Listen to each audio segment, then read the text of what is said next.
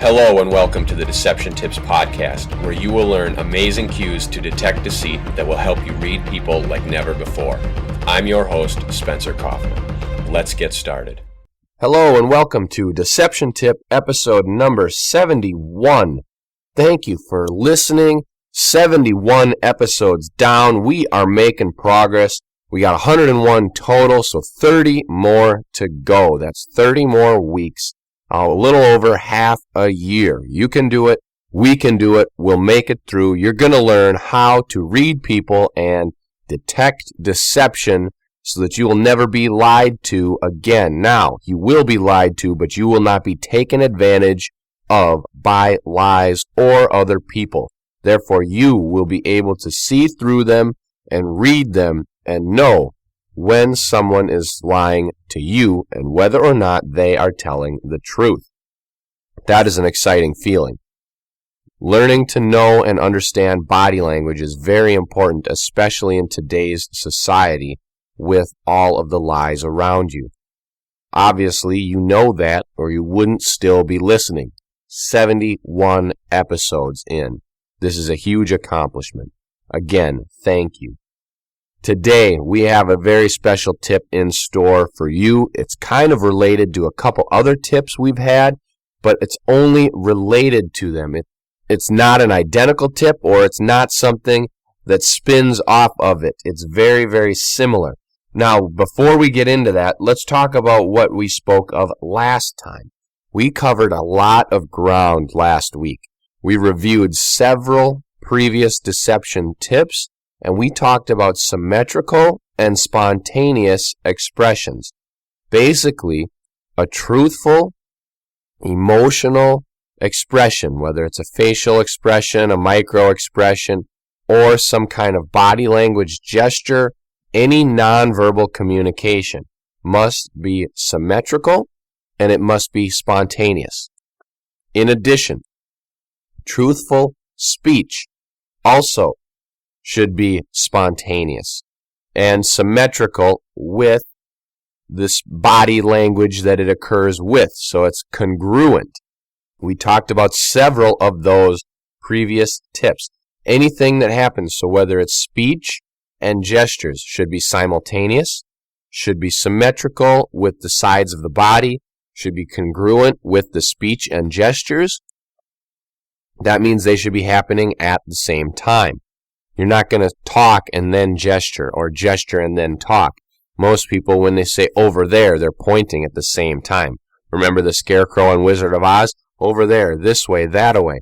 His hands were moving exactly with his speech. That is how it should be. It should be symmetrical. Both sides of the body, if someone is gesturing with their hands, they should be gesturing with both hands. Now, at times, you may point one direction or another. In that case, it will be asymmetrical, but it is still truthful. The main things to watch out for are those gestures that are definitely not symmetrical, or that come after the speech, that the timing is off. It's like that old Godzilla movie where they're screaming and talking and everything, and then all of a sudden their lips are moving. Everything is way off. There's a delay, or something happens ahead of something else, and then that follows. So it's a delay one way or another, vice versa. It's either a delay from the gesture after the speech or a delay in the speech after the gesture. Whenever you see that, you know that something is off, because it looks off, right? Anytime someone is gesturing and then speaking, or speaking and then they gesture, it doesn't gel. It doesn't mesh. It's off. Therefore, if it's off, it's not right. So keep that in mind, that if something's not gelling together, it's not jiving, it doesn't match, it's not congruent, it's not symmetrical, it doesn't have the same things happening with speech and body language, there's all kinds of craziness going on, it's not spontaneous, it looks like they rehearsed it, then you know that there is a big chance that they are not telling the truth, that they are being deceptive.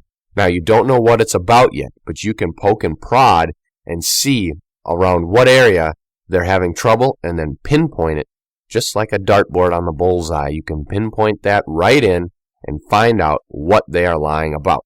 So keep that in mind. Symmetrical, spontaneous, congruent, All of those things, those are good words in body language detection. All right, today we have a different tip. It is, like I said, related to a couple other tips. We'll jump into those. It was related to episode 48, slight shoulder shrug, where we mentioned how they may give a slight shoulder shrug. I'll dive into how it was related in a minute. And episode 29, step backwards. One of the things that some people may do when they step backward is related to this. So here we go. It is deception tip number 71. When confronting someone, if they present their palms up as if offering something, they may be feeling guilty, almost like you caught them in their lie. Here it is again, deception tip 71. When confronting someone, if they present their palms up as if offering something, they may be feeling guilty, almost like you caught them in their lie. All right, so what does this mean? It means when you are confronting someone as if you are questioning them, kind of like you don't believe what they're saying, and you say to them, like, are you sure? Because I think this, or this doesn't match. What about this? Or there seems to be a contradiction here. Tell me about XYZ. You're confronting them. You're calling them out in their lie. They know that you don't fully believe them. They feel that pressure. So if they present their palms up, kind of like they're asking for a handout, almost like they turn them over. Their palms are down, their hands may be at their sides. They rotate them over. It's the beginning of what? Well, when they turn their palms, it's a beginning of a shoulder shrug. They may shrug their shoulders like, I don't know, what do you want me to do? What do you want me to say? I don't know how I can convince you. That kind of thing. Now, it's related to slight shoulder shrug because in that, if you remember, it was kind of a one-sided shoulder shrug, but also the palm may turn upward in that, as if, like, I don't know. Now, the slight shoulder shrug is one-sided, so it's asymmetrical, which means deception. Remember that. The other one, stepping backward, it's kind of related there because sometimes people may raise their hands to kind of ward off the accuser, like, hey, hands up, I'm innocent. That type of a deal. So it has a little bit to do with the hands. In that one, they are putting their palms towards the accuser, showing them their palms, just like in this one, with the palms moving upward. But what does this mean? How does it look in certain situations? And what are some more things about it? How would you see it? And why is it indicative of deception? Or what does it mean when someone does that? Why? You're going to find out a lot more about it coming up right after this. Do you need to see it to believe it? Would you like to be a more effective communicator? If so, then we've got videos for you. Subscribe to the Body Language channel on YouTube for more deception tips. Welcome back to Deception Tip episode number 71. Today we're talking about confronting liars and the behavior that they may exhibit when they feel confronted or questioned. This is a behavior of turning their palms upward, kind of like they're presenting an offering or saying, hey, my hands are empty. I don't know. That is a behavior that shows you that they really don't know what they're saying. Now keep in mind, though, that this could be a truthful behavior if it is symmetrical, spontaneous, and simultaneous with their speech. Everything is congruent. It all matches up, no problem. Then it could be, hey, they really don't know. They may have been telling the truth. They don't understand how they were contradicting themselves or what you're questioning. They don't know. In that case, there are two scenarios. Number one, they really don't know, and they were telling the truth, and something you saw just didn't work out. Or number two, they might have been lying, and they don't understand your question. They don't know what you're questioning them about, so they don't know how to answer that. That is probably the more likely scenario. So don't give up yet.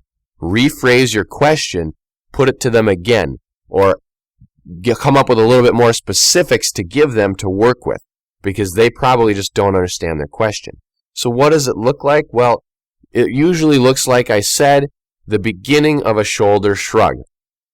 They're kind of turning their palms upward, and then you generally will see this as a part of a cluster. So they'll turn their palms, then they're going to shrug their shoulders, They may step back. It may even turn into stepping backward and raising the hands to ward off this accusation that you're putting on them. So they may turn the palms, lean back, shrug shoulders, step backward, raise their hands to say, hey, I didn't do it, it wasn't me. You may see that entire cluster, that whole pattern of behaviors, in which case that's several signs. You can be certain something is going on.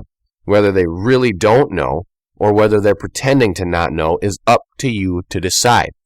If everything is congruent, symmetrical, simultaneous, matches their speech, etc., then you know, hey, they really don't know. So then it's those two scenarios. Either you misread or they don't know what you're asking. So clarify before you think you misread. Now, the other side of the coin is something that they are lying and you did catch them in their lie, and now they're stammering and trying to come up with what to say to convince you of the lie. And this is buying them time. They're warding off this accusation. They can't believe you would question them. How dare you not trust me? I told you the truth. Why aren't you believing me? And they're going to try to make you feel guilty because they might be feeling guilty themselves. And usually when a liar is caught and now they have that guilt, their conscience is pushing in, their mind is saying, no, this is wrong. It's their moral compass trying to direct them to the right way. They may start feeling guilty, so they're going to push that guilt onto you in order to relieve their own guilt so that they can get through this lie. So that turning upward of palms is kind of a feeling guilty type of a thing, where they're going to feel a little guilty. Now they may even push it on you, saying, how dare you not believe me? I came in here on my own goodwill, good faith. I told you my story. Whatever the case may be, they'll come up with something. They may or may not do that, though. So you still need to be vigilant and be looking for other behaviors in what they're saying. But they may turn the palms upward like you caught them in the lie. Whatever comes next is very crucial because they will often start speaking. So when you question them, when you confront them, let them go through this behavior. Turn the palms up. I don't know what you want me to say. Let them blabber on with filler nonsense for a few seconds, probably 10 to 15, and see what comes next. Pause. Don't speak. Remember the other tips we've talked about, how stay silent. That's very important. Let them talk because they will continue to speak to fill the gap, and they will also speak until they are convinced you do believe them. So remember that it is important for them to know that you believe them. Stay silent was way back in episode 13. So keep that in mind because oftentimes a big mistake by the target is that they continue to talk and they don't give the liar that chance to talk and trip over their tongue and mess up. So when you see this behavior, let the liar speak. Become silent was one we talked about a few weeks ago, where you need to just become silent and give them that awkward pause to let that tension level go up. That was in episode 69. So remember that. If you see this behavior, the palms go upward, they may turn it into a shoulder shrug, they may turn it into warding it off, stepping backward, all of this stuff. Then let them stammer on, be quiet for a little bit, and see what they have to say. If 30 seconds goes by and they're still like dumbfounded or deer in the headlights, then you can follow it up. Say, hey, this is what I'm asking. What is your response? And then see what they say. Give them the chance to respond. Let that awkward silence be there so that they will feel more and more tense and awkward and whatever, stressed. They will eventually give you a response. If, in fact, they were lying, chances are they're going to stammer, they're going to trip over it. You're going to see a lot more signs of deception, and you will be able to catch them in that lie because you know how to see all of these signs, and they are going to exhibit them. I want to thank you for listening to the Deception Tips podcast. I hope that you'll share it with your friends, subscribe to the feed, take a look at the Deception Tips videos, the blog, and the books I have available. And as always, tune in next week for a new Deception Tip.